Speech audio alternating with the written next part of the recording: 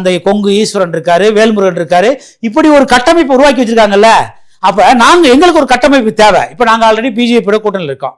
இன்னமும் ஒரு சில கட்சிகள்லாம் எங்களோட பேசிட்டு இருக்காங்க, வந்துகிட்டு இருக்காங்க. ஏற்கனவே பாமக மாதிரி கட்சிகள் எங்கள்ட்ட இருக்கு, அந்த இந்திய ஜனநாயக கட்சி எங்கள்ட்ட இருக்கு, கட்சிகள் எங்கள்ட்ட இருக்கு. அப்ப விஜய் எங்களோட கூட சேர்ந்தா நல்லது நினைக்கிறான். இன்னைக்கு உள்ள யங்ஸ்டர்கள்ட்ட, லேடிஸ்ட அந்த படத்தை பார்த்து டான்ஸை பார்த்து ஒரு ஈர்ப்பு இருக்கு. அதுக்காக வெற்றி பெற்று முதலமைச்சர்களுக்கு அவர்கிட்ட செல்வாக்கு கிடையாது. ஒரு குறிப்பிட்ட சதவீதம் ஓட்டு வச்சிருக்காரு சீமான் மாதிரி. அதை நாங்க வாக்கா அறுவடை பண்றதா பார்ப்போம், எங்களுக்கு பிளஸ் தான் பார்ப்போம். அதனால கூப்பிடுறது இருக்கு. அதனாலதான் நாங்க எதையும் எதிர்பார்த்து பண்ணல. ஒரு நல்ல மனநிலையில, நல்ல சிந்தனையில, ஒரு கரூர்ல ஒரு துயர சம்பவம் நடந்தவனே நாங்க களத்துக்கு போனோம், உதவி பண்ணோம். விஜய விமர்சனம் பண்ணும்போது ஆளுங்கட்சி விமர்சனம் நாங்க விஜய நாங்க விமர்சனம் பண்ணல, எல்லாரும் ஏற்படுறது ஏற்கத. இந்த மாதிரி ஒரு சூழல்ல எந்த மனிதனும் விமர்சனம் பண்ண முடியாதுன்னு பெருந்தன்மையா எங்க தலைவர் நடந்தாரு. அதனால இன்னும் நீ அரசியல் கத்துக்கிறவே இல்லை, பழகவே இல்லை.